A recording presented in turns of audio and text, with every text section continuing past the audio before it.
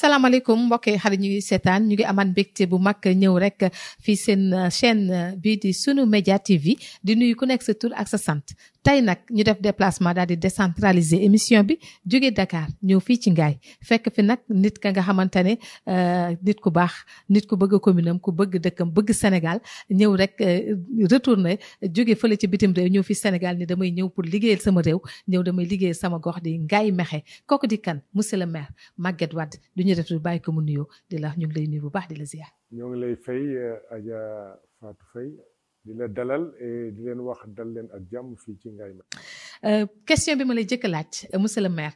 dañu gis rek ne da nga écourter sa voyage bi nga xam te ne moom nga nekkoon fële ci bitim réew nga jàng fa ba am ay lijaasa yu mag nekk fa kàngam bu mag mais nga ne damay bàyyi lépp ñëw dellu si fii Sénégal liggéeyal sa réew ana lan moo waral loolu. lu tax nga bàyyi lépp loo amoon foofu ni tey damay ñëw pour defar sama réew defar sama gox di Ngaye Mékhé 2014 ak léegi ana lu ko waral. Jërëjëf waaw soxna si question bu am importance waaw xam nga ñun jàng nañu génn dem liggéeyi yàlla may ñu teraanga ci biti ñu yàgg faatam xalaat ni aussi fi ñu jóge dañ ci war a jàpp ci suñu dëkk jàpp ci suñu réew ndax am sax ñoo ngi ci daan jàpp parce que fi ñu doon liggéey Banque africaine de développement Afrique yëpp ngay liggéeyal boole ci Sénégal ñëw naa fi ba tàyyi ci ay mission di liggéey waaye nag saa boo ñëwee sa dëkk itam ak dëkk yi ngay wër ci àddina bi nga xam ni sa dëkk war naa mën a mel ni dëkk yooyu mais li manqué mooy peut-être engagement ak détermination ak nit ñi gën a gëm seen bopp te loolu ma ni daal ci li ma capitaliser ci expérience ak expertise temps la ma dellu na Ngaye pour que ma ñibbi pour que li ma for ci àll bi li ma sama xam-xam bi ma dajale lu ndaw ak relation yi ma am lu ndaw ma jàpp ci pour mën a bokk ci ñuy defaraat dëkk bi tegaat ko ci yoon moderniser ko pour mu nekk dëkk bu mucc ayib loolu mooy li ma gën a convaincre ma décidé ñi mais xam nga dugg ci xolu Ngaye fi nga génne boo fa duggaatee xam nga da ngaa ñibbi rek kon mus ñoo jóg ci xolu waa Ngaye parce que li nekk ci biti yëpp itam bis bu nekk ñoo ngi Ngaye vacances su nekk dañ ñëw Ngaye mais créé nañ fi aussi ay fonds de développement communautaire di jàppale nit ñi kon bi ñu ñëwee itam duñ def lu dul dellu si rek fi nga xam ni mooy suñu dëkk programme bi na amoon mooy xam ni yàgg nañu nag di proposer ay programme ñi fi nekkoon ay maire yi nañ leen def lii nañ leen def laa non duñu ko doxal justement loolu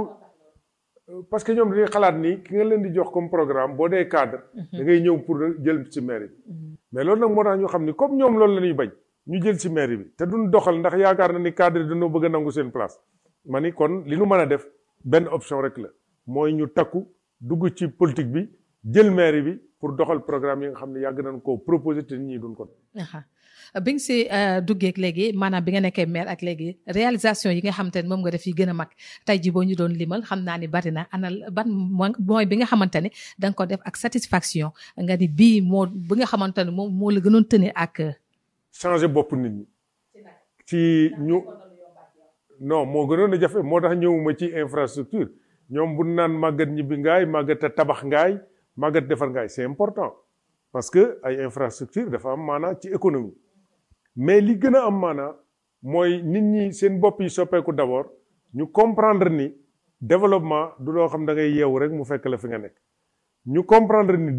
waa dëkk ñooy liggéeyal seen bopp seen dëkk ñu comprendre ni bu nu àndul nekk benn say du nu mën a liggéey dëkk ñu comprendre ni ci liggéey dong la nu mën a defaree ab dëkk léegi nag su ma xoolee ni loolu sax na ci waa Ngaye yi dama naan man mission bi gën a jafe xëy na réussir nañ ko léegi nag li ci des mooy ñu li jëm ci école yi ñu tabaxaat école yi clôturer leen yokk salle de classe yi di jàppale élèves yi hôpital bi ñu gën koo defaraat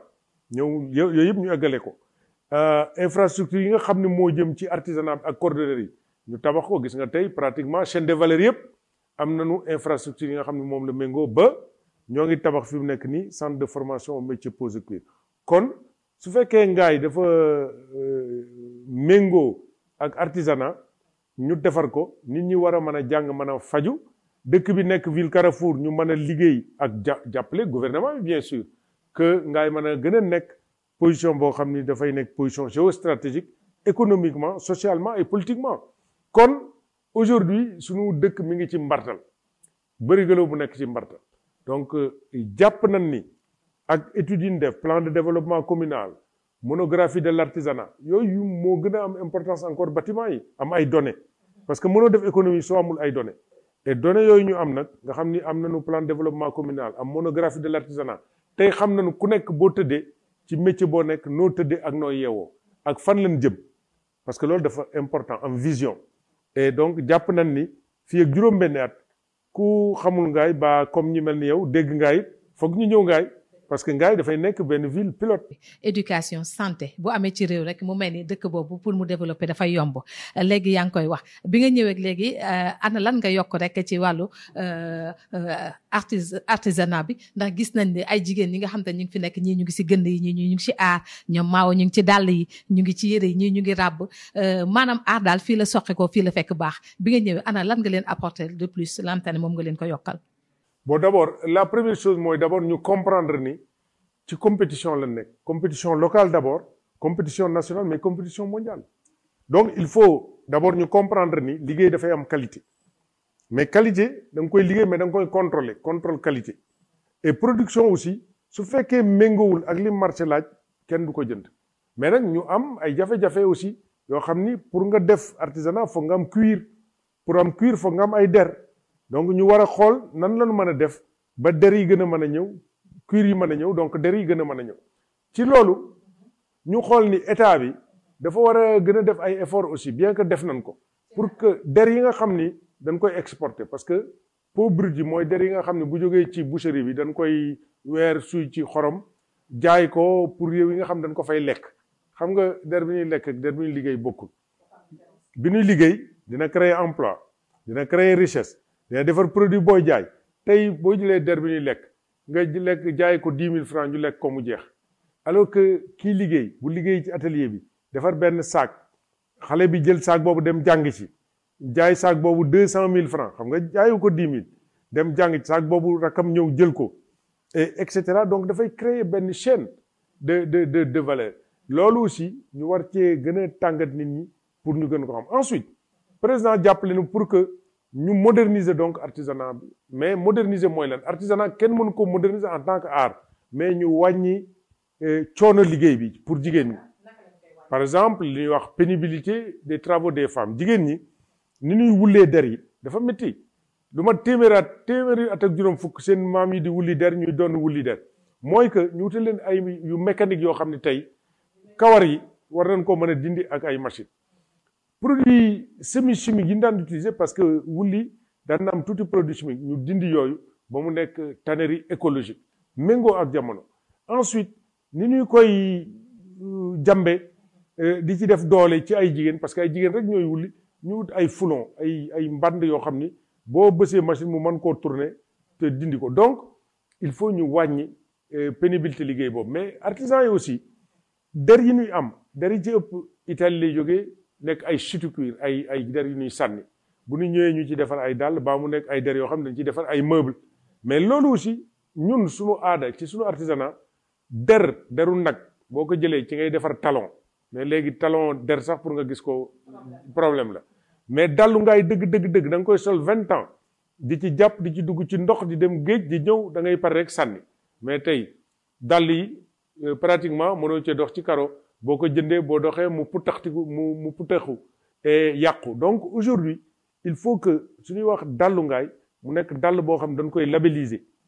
mu nekk dàll boo xam ne day wékku ci matériel bu baax mais Sénégal aussi war ñu accompagner.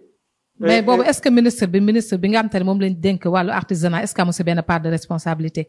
est-ce que warul gën a defaraat secteur bi mu gën a xoolaat. gën ko ñoŋal mais mi ngi jéem gouvernement mi ngi jéem président Macky Sall may nañu ay équipement lu ëpp 150 millions. tabax nañ fi un centre d'incubation yóbbu nañ fi xale yi Italie pour ñu jàng am na fi le site d'exposition et de commercialisation artisanale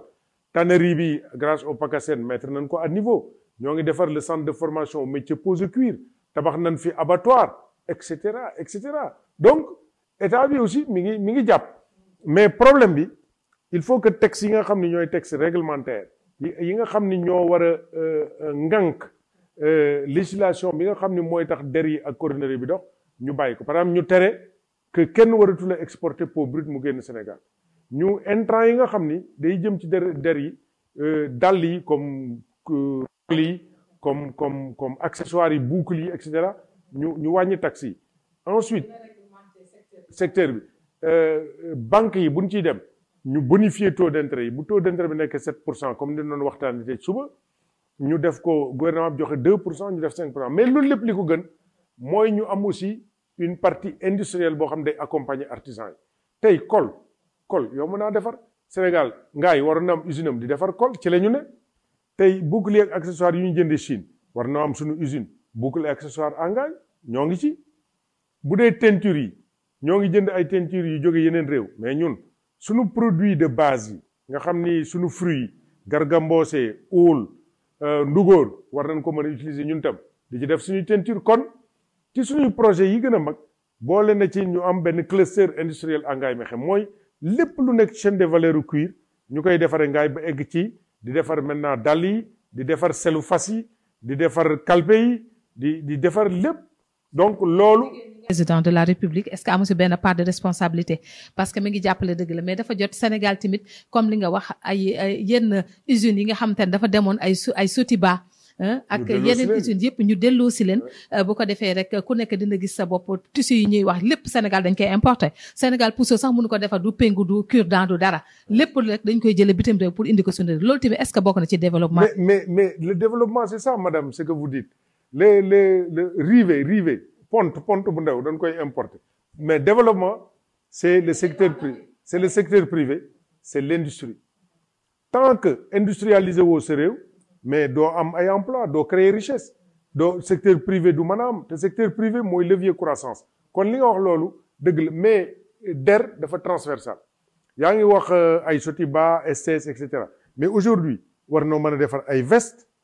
en cuir di defar ay sac et aujourd'hui suñu defaree loolu mais pourquoi pas ay fu xoolal li pour dugal portable yi rek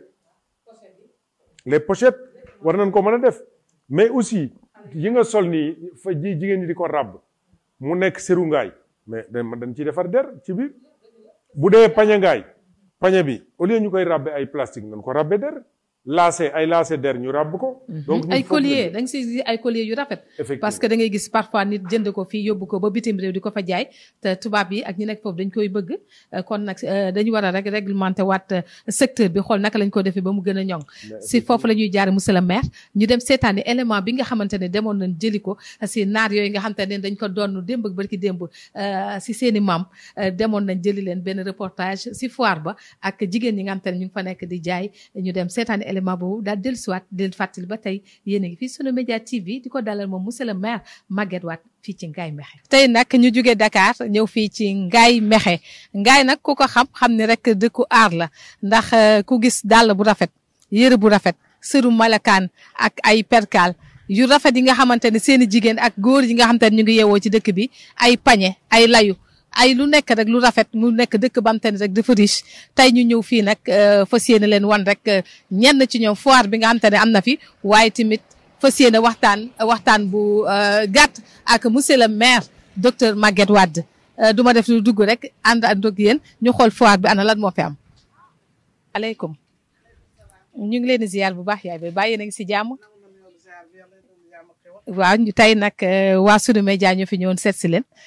ñu ñëwoon rek bëggoon xam tur bi naka la ak foire bi naka la fi demee ndax mi ngi baax wala mi ngi dox. ñoo ngi sant yàlla bu baax nag seen maa ngi nuyoo di siyaar di balu ak di bal ñëpp ak di ñaan yàlla dafa jàmm ak xéewal Seynabou Mbow laa tudd dëkk Kouré gi sës ci Ngaye ci bokk ci village bokk ci Ngaye rek foofu laa nekk dëkk. foire bi depuis le 10 ngeen ko commencé woon est-ce que yéen a ngi si gis seen bopp ndax nit ñi ñu ngi ñëw ndax fii dafa mel ni lu wédde te gis nañ fi ay rob yu rafet. ñoo ngi sant yàlla waaye bu gënoon nañu mu gën a baax ñun sant nañ yàlla bu baax wax dëgg yàlla ñoo ngi sant yàlla ñoo ngi soxe ko fa ndànk rek waaye nag am gu solo noonu na ñaan yàlla mu gën a avancé rek des na de na yàlla mu gën a avancé waa ñu gis fi ay robu malikaan gis nañ fi tamit ay voile couleur yu rafet couleur yu été gis fi ay marinière est-ce que mën nga ñu wax rek ndax prix bi xanaa dafa cher ak dëkk bi xaalis amul tabaski bi ñuy waajal moo tax ñi ñëw ñu wala prix bi moo cher. déedéet prix bi seerul xam nga Ngaye moom du jaay cher dañuy defar ba mu baax ba pare def ko prix bi yomb ndax robu yi ay 12000 12500 lañ koy jaayee marinière yi 10000 sër 2500 3000 été yi 5000 loolu la lañ koy jaayee loolu seerut ndax bu ñu demee Dakar na ko jaay lu gën a fii loolu waaye nag ñoo gëm suñu bopp toog suñu dëkk. ana ban message ngay lancé tey monsieur le maire docteur Maguette Wade tey boo amoon dara loo koy wax wala benn message bam tan da nga ko koy lancé ana lan lay doon mi ngi ni jàkkaarloo yow di la seetaan. xanaa gërëm ko sant ko nag ñaan ko yàlla xéewal ko koy njottam xam na su maire yëpp defoon ni moom réew mi avancé ndax ñun bi ñu nekkee Dakar fa la ñu dàqee ndax dëkk na Dakar di fay pasu métti di fay pay gu métti ci place yi njaay mi duxul nga sonoo Dakar nu sonné Dakar ñaan ko place mu ñëw may ñu place nag raccompagner nu jàppale ñu ci place bi mu ñu may defal ñu place ba mu baax jàppale ñu ci financement yi lu ne mu ngi ñu ci jàppale ba mu xam rek ne buñ ci jaaree mu dox mi ngi dox waaram sant nañ ko gërëm nañ ko ñaan ko yàlla ndomb ak tànkam gi ba mu yem fii na dem beneen demaat ndax sunu njariñ la sunu avantage la ndax dara ko bañ a ngaay kese boolewu ko ngaay ak li wër ngaay la environnement ngaay loolu la Maguette Wade doxal ñu koy sant di ko gërëm di ko ñaanal yàlla nag li ñu defal ñu sant nañ ko ndax ñoo ngi ci gis suñu bopp ndax lu mu tuuti tuuti nga jot sa dërëm boobu moomal sa bopp yëmul ak taxawaalu di ko am dañuy toog suñu kër bu xëyee sangu ba set nekk suñu kër nekk suñu njaboot di la suñu place jot suñu wërsëg kon loolu noo ngi sant Maguette Wade di ko ñaanal yàlla suñu borom xam ne moom bu maire yëpp mel ne moom rek réew mi dox. ba tey rek ñu nekk si foire bi ba tey ñu ngi xoolaat rek gis fi yeneen i modèle ñu dugg rek xool ana ñoom lan la ñu exposé soxna si ñu ngi lay nuyu bu baax a baax. ñu ngi lay fay soxna si. ba yéen a ngi si jàmm. ñu ngi si jàmm alhamdulilah maam say jàmm. nekkal fii responsable politique monsieur le maire Maguette Wade ñuy dox ci ay waawam di bàyyi ay terem daal. tey boo amoon dara lamtan da nga ko koy yokk wala da nga ko koy ñaax ana lan nga koy wax. xanaa mu fi mu tegoon tànkam bu mu ko teggi ñun heure bu geesoo incha allah dinañu gis mu topp ci ginnaaw ndaxte yàqaluñu dara maanaam dafa fekkoon ngaay nekk fa ginnaawe mu indi ko ci kanam ba ngaay am xar-xaru kanam képp ko xam route bi daan fi jaar par rapport ak ngaay gu njëkk ga ngaay changé na développé na jëmale na kanam daal tey bu suba fi mu tegoon daal wax dañu di ko ñaanal bu mu teggi kii di nekkee président moom xam na kan mooy Maguette Wade ndax daf ko liggéey lu kenn mës a gis ndax dañu nekkoon ci campagne yi mu gañe ci àdduna bépp gañe gu leer 24 bureau 24 yëpp mu jël ko kon kooku bilan moo ko fal te fii jeunes yi kenn du futul fii ku fi dellu ginnaaw yaa delloo sa bopp mais ku fi jëmee kanam tam yaa delloo sa bopp jëmee kanam gis nga lii lépp tam moom la. kon foire bi yëpp moom moo ko initié. est-ce que yéen a ngi siy gis seen bopp. waaw ndànk-ndànk nag ndax moom yaakaar naa ni ànd defar ngaay moom danaa sax du ma monsieur le maire man bëgg ngaay man képp ku bëgg ngaay man da nga ñëw ñu def tàllal naa ñëpp sama loxo boo xoolee ñu ànd toog moom démb sax la gën a xëcc pour ñu ñëw ànd bokk defar dëkk bi ndax moom ngaay rek moo ko ñor. ginnaaw nag sànq ba tey ñu ngi jël jigéen dañuy dem seeti góor ñi ndax gis naa fi ay dàll yu rafet sëñ bi ñu ngi lay nuyu bu baax di la ziar. Adja ñu ngi lay fay. bàyyi yéen a ngi si jàmm. ñu ngi sant bu baax. bëggoon nañ xam rek foire bi ana kañ ngeen ko commencé kañ lay jeex ak naka ngeen def ba créé ko. waaw salaamaaleykum sunu média ñoo ngi leen di nuyu ñu ngi leen di ziar di leen dalal jàmm fii ci Ngaye Mékhé man maa woo jiite conseil municipal président commission artisanat waaw foire bi li tax ñu créé ko mooy ci dimbali monsieur le maire de la commune de Mékhé Alaaji Maguette Wade ci bëgg ngaayam ci bëgg artisanat ngaay pour mën a suqaliku chaque jour nag moom lay dox moom lay wax li waral sabab bi foire bi maanaam boo xoolee dafa am benn vernissage bi fi am ci Sobla Daar maanaam culture dafa am le 18 ak le 19 fii ci Ngaye xam ni monde entier bépp fii ñëw visiteurs yi yëpp fii ñëw ci mbaaxam nag tey mu ni ginnaaw dafa am visiteurs yoo xam ne dañuy ñëw Ngaye kon Ngaye dëkk bu artisanat la nañ fi tëgg benn foire de l'artisanat maanaam lépp loo xamante ni tey mooy artisanat moom lay wane moom lay créer ñu wane ko ci Ngaye dina ci kan xam nga démb la ubbi dama nit ñaa ngi ñëw sandi yëpp dañ koy jël dina am vannerie dina am jigéen ñi broderie gis nga leen ci li daal li Ngaye yaa ngi nii maanaam boo xoolee obsédar yaa ngi nii yëpp am na ci naar yaa ngi nii tanage fa am tanage yi xam ne tey ku ne xam ne ni tey bu ñu nee wax dara rek tanage moo tax ñu koy wax naar yaa nga ne ñoom ñëpp ñu ngi fii tey loolu moo sabab nag foire bi tey foire dañoo xam ne Ngaye dëkku artisanat la nañ fi dëgg foire boo xam ne si Sénégal gépp koy wane Sénégal gépp koy visiter du fi ñëw di ko xool Adja. waaw dàll yi est-ce que dàll yi dina nekk dàll yi nga xamante ndax ku xam dàllu Ngaye xam ne dàll bu dëgër lay doon bu garanti ni muy rafete mais léegi gis na ni ñu bëri dañ leen di imiter rawatina uude yi da ngay gis uude mu imiter leen def teg-teg comme dàll bi ngeen defar mais nga sol ko 2 jours dàll ba yàqu loolu ana naka ngeen di def ak naka ngay xàmmee bu ngaay ak bi nga xam te ne bi false la. waaw fa ndox daan taal boo demee fekk fa tepp loolu am na parce que am na daal yu baax am na daal yu bon waaye ku ne xam na ni ngaay boo duggee ngaay li tax ñu naa ngaay rek boo fa demee di nga fa am daalu qualité di nga fa am daal boo xam ne moo tax ñu naa ngaay. prix bi cher na. daal loo am rek am daal. si ak boo loo am daal mais daal qualité moom du yomb parce que daalu qualité moom dina moo ma 5000 francs jëm kaw loolu mooy daal boo xam ne daalu qualité la mooy daal qualité waaw. alhamdulilah waa tey waa Sunu Média TV ñoo ñëwoon seet si leen jóge ba Dakar ñëw rek si foire bi ñu bëggoon rek ngeen wax ñu tur bi naka la ak seen liggéey lan mooy seen liggéey lan mooy seen rôle ci foire bi. waaw salaamaaleykum maa ngi leen nuyu maa ngi leen sant yàlla fay suñu liggéey ci foire bi ñoo ngi nii dañoo ñëw tey ci foire bi pour jaay ci suñu der yi la ñuy jaay moom la ñuy liggéey di ko jaay waaw. seen métier da ngeen di jënd der yi ñëw kii ko exposé ko si foire. waaw dañoo ñëw exposé ci der bi ci foire bi ne exposé der bi. mais est-ce que yéen a ngi si gis seen bopp ndax nit ñi ñu ngi ñëw di ko jënd si ndax mi ngi jaar. waaw ndax métier bi moom dañ koo doon ci suñuy waajur léegi suñu waajur yi nag amoon nañ ci lu ne ñooy def nañ ko ci man yéen nag yéen a ngi teraanga ju bu ne am nañ ko ñun itam biñ ko jëlee léegi macha allah baax na lool macha allah ñoo ngi ci gis suñu bopp waaye itam leen dong moon ko xaw a yàqal maanaam der yi nga xam ne nii mooy jógee extérieur ñu di ko indi xom fu ñu koy jëlee sax xam naa foofu la der boobu daal moo xaw di crampal suñu liggéey tuuti waaye nag teewut am nañu ay client wax dëgg yàlla waaye nag ni mu war a doxee comme suñu waajur ñu ci daan gisee seen bopp dëgg ñun xaw naa des si ñun tuuti ndax li mu des ci ñun maanaam der bi nga xam ne nii daanaka moo jóge fii ak dàll yin ciy liggéey ak yooyu moo nu xaw a laal tuuti. yàq seen liggéey si lu bari tey jii bu ngeen amoon benn message ba mu te yéen a ngi koy lancé monsieur le ministre wala rek monsieur le maire ana ban message lay doon ginnaaw mi ñu ngi leen di seetaan. waaw xanaa nag rek ñu jàppale nu waaw ndax jàppale boobu moo ni dooleel moo ni gën a dimbali daal. jàppale si naka exact. waaw ci naka. pour bu nu mën a dimbali daal forcé nu wutal nu koo xam ne daal dañuy gën suñu métier dañuy gën a développé suñu métier bu baax a baax jàppale nu tamitam ci nga xam ne nii boo xam ne am na bagage am na dimbali nu tamit ba xam ne daal dooleel nu daal booba yaakaar naa ni tamit dana ci mën a gën a gis suñu bopp waaw. ba tey rek di leen wax ñu ngi ci rek foire bi damay jëlaat rek kenn ci ñoom balaa ñuy tëj te xam ne moom la ñuy tàggatoo rek daal di dem seeti nag monsieur le maire soxna si ñu ngi lay nuyu. maa ngi leen di fay bu baax Ngoné Ndoye madame Cissé waaw. tey ñu ñëw fekk la sa foire bi est-ce que mën nañ xam ana lan nga fi exposé ndax ay yére ndax gisaal nga yor ay céréales wala lan nga fi exposé ak ana ban message tey ngay lancer sa moromu jigéen ak monsieur le maire. waaw jërëjëf di kontaan nag ci teewaay bi ngeen fi teew ndax lii dina tax mbir mi nit ñi yëg ko bu baax di bég lool nag di sant yàlla bu baax ndax ñun fii GIE lañu groupement lañu fii. GIE bi nu mu tudd. Aprofac waaw moom la tudd waaw. depuis kañ ngeen ko créé. créé nañ ko en 87 ba léegi yàgg na de ñu ciy liggéey ñun ñëpp jigéen ñi nekk GIE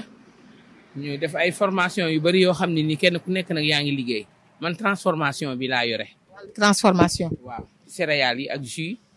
laay defar ak fruits et légumes ak yooyu waaw. gingembre bi la waaw. sirop waaw bu Dakar buy bisaab mang yëpp dañ koy defar. araw bi dañ koy defar caakiri ak cere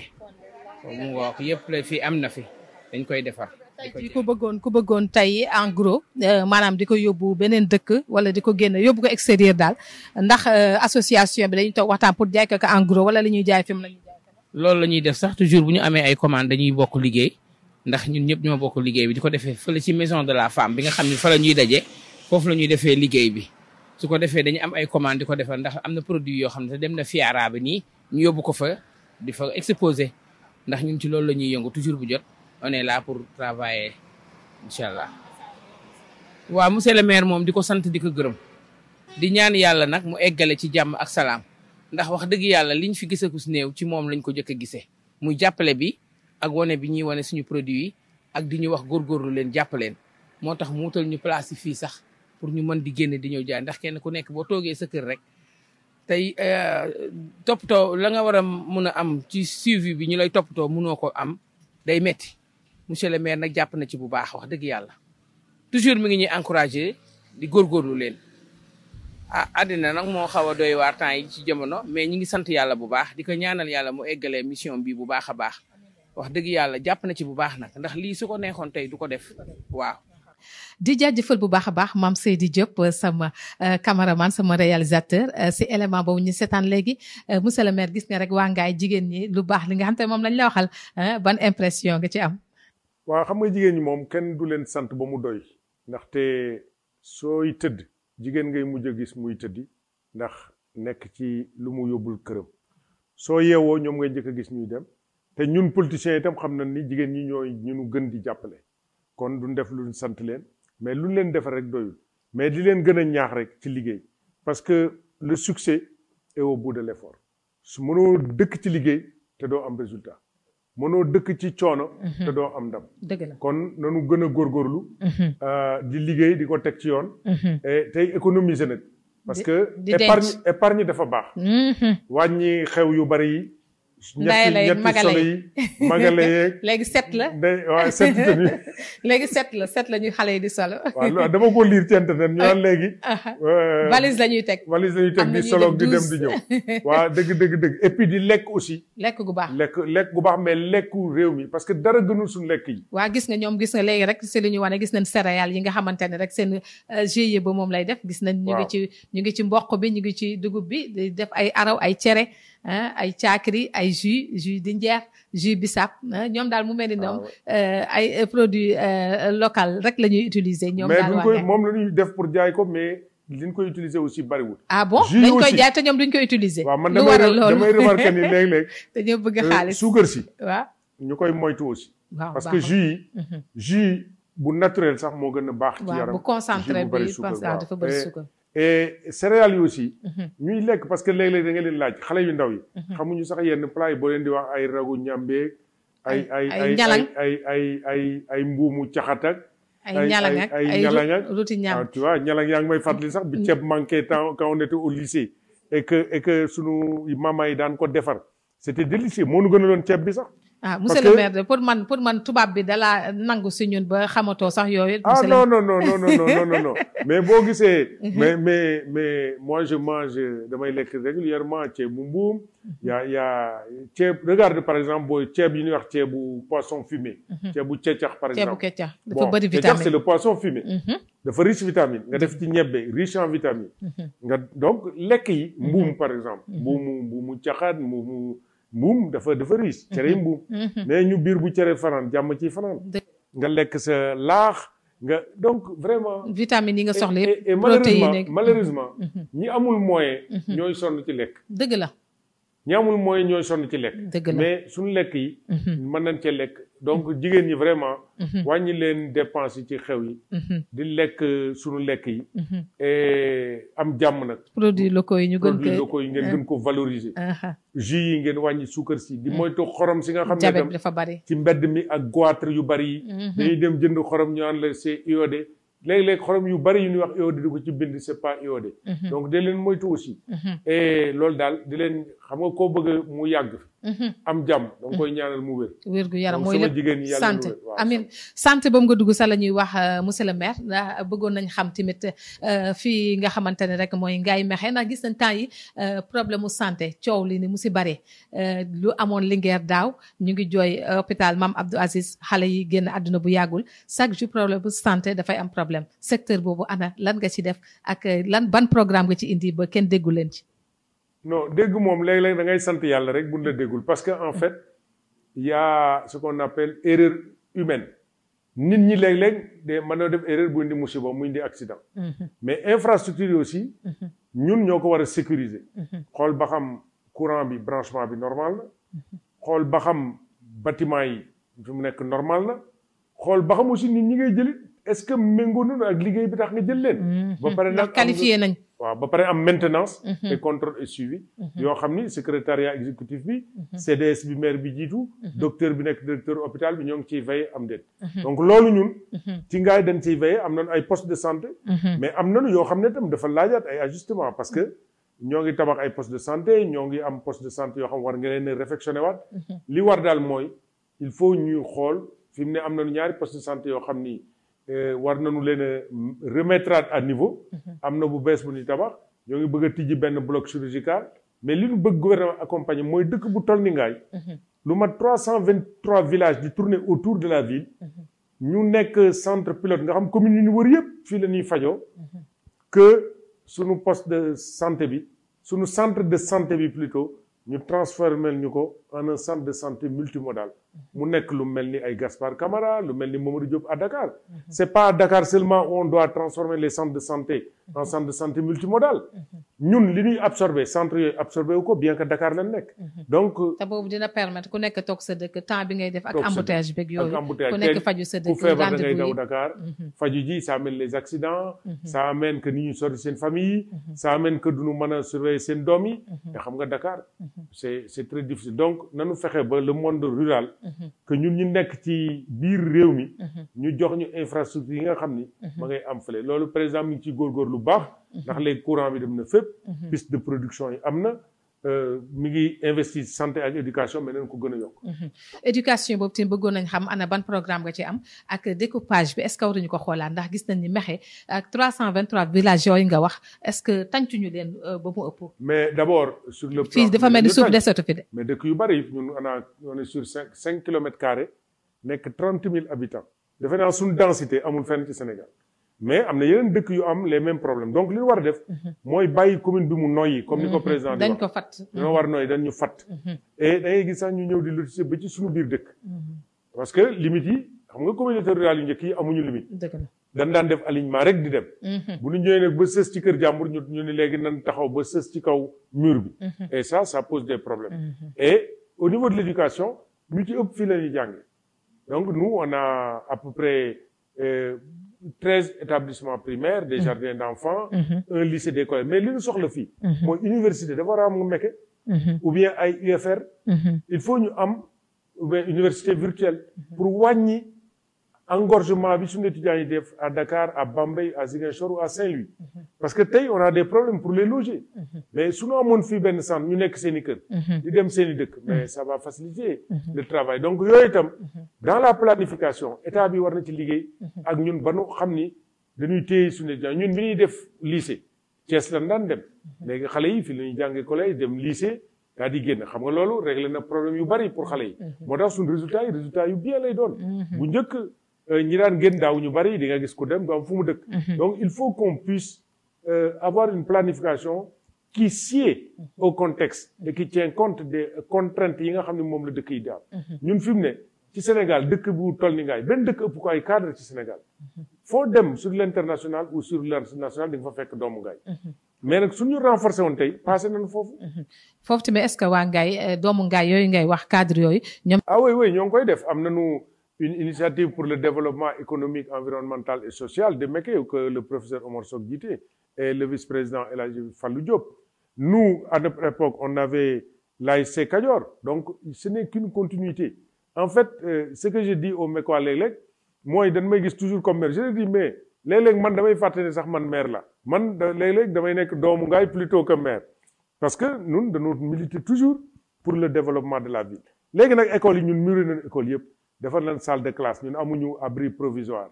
dañ leen di jox subvention bu doy xale yaa ngi dem ay résultats yu baax ñoo ngi accompagner étudiants yi ak ay subvention temps yi sax ñoo ngi laaj seen subvention waaw waaw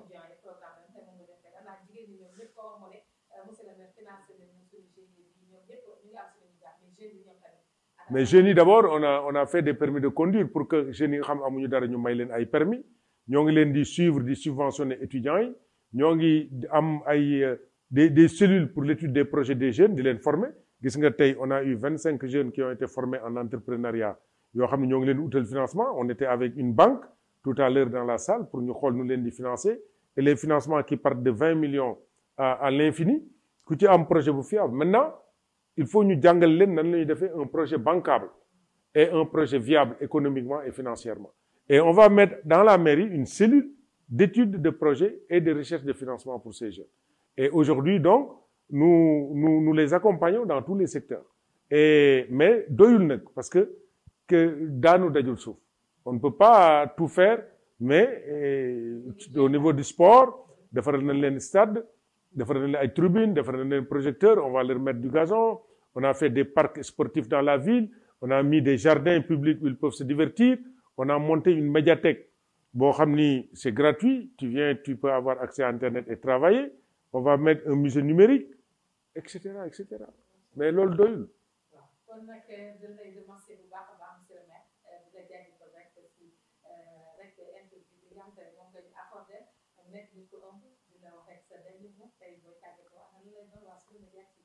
Bon, le dernier mot, moi, toujours notre vision, qui est que d'ici fin 2022, bëgguñu benn kër nekk ngay te doo am ndox doo am accès à l'eau c'est-à-dire moo tax on a mis 8 kilomètres d'extension actuellement ndox mi jaar na ci dëkk bi yëpp amul kenn ko wax ni le tuyau est très loin de moi. Ensuite éclairer dëkk bi yëpp leer na boo sànnee puso ñu for ko. Ensuite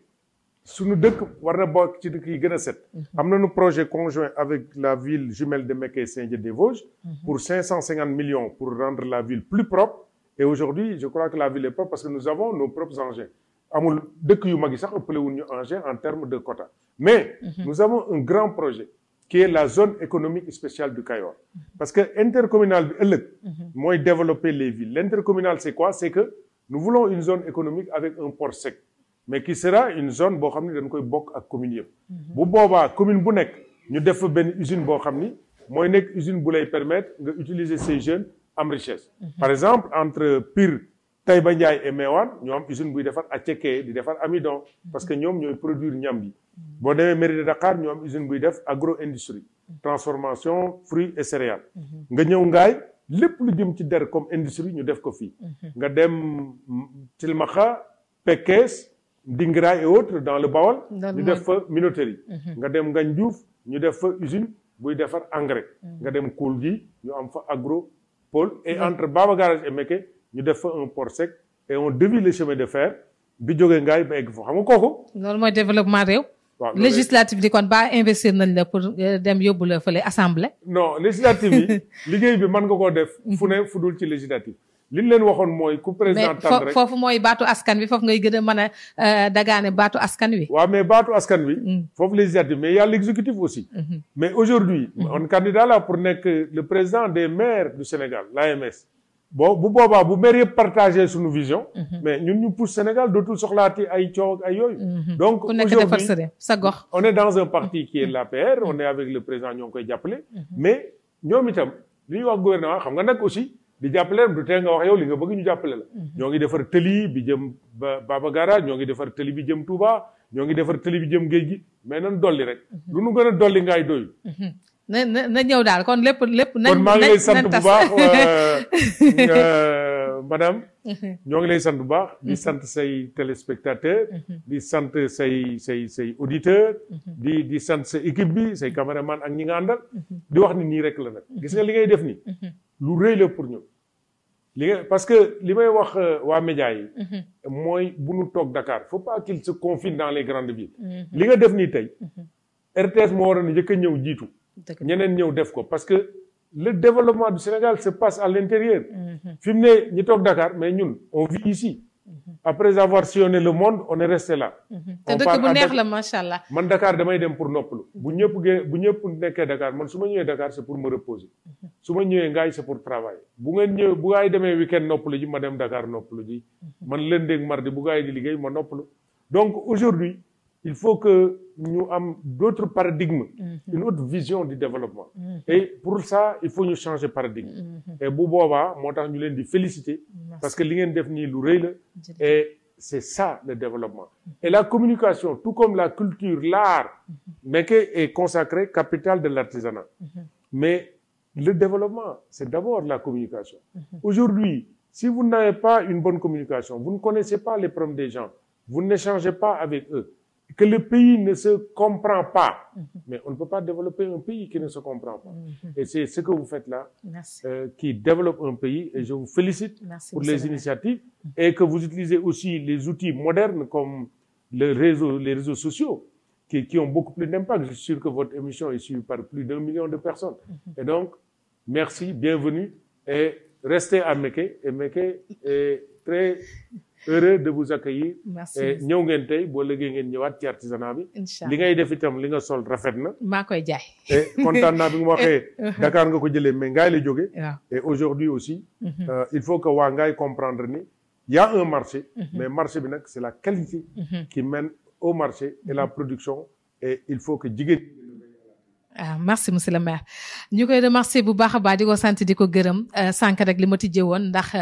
dañ ko woo rek mu yombalal ñu lépp ñu jóge Dakar di wax li mu wax dëgg la lépp du Dakar kese lañ ko mën a defee boo génnul doo xam rek li nekk ci biti waaye tamit doo xam ni Sénégal du Dakar kese kon dañ koy sant bu baax a baax di ko gërëm monsieur le maire Maguette Wade ci rek interview bi nga xam te ne moom la ñu accordé di sant tamit waa foire boobu nga xam te ne moom lañ jaar ñu def témoignage bu rafet si moom di sant Sagar Seck sama xarit bu bees bi nga xam te ne moom laa fi am jigéen ju man góor moom tamit ku bëgg Sénégal bëgg réewam Sagar ñu ngi lay remercier bu baax a baax di la ñaanal jàmm di remercier Mao suñu guide bi ak waa Mexe yëpp nag ndax ñëpp ñu jàppale ñu bëgg ay gan lañ ñu bëgg nit lañ ñu baax rek ñoo fi nekk di si jiital remerciement bi Moussa Diop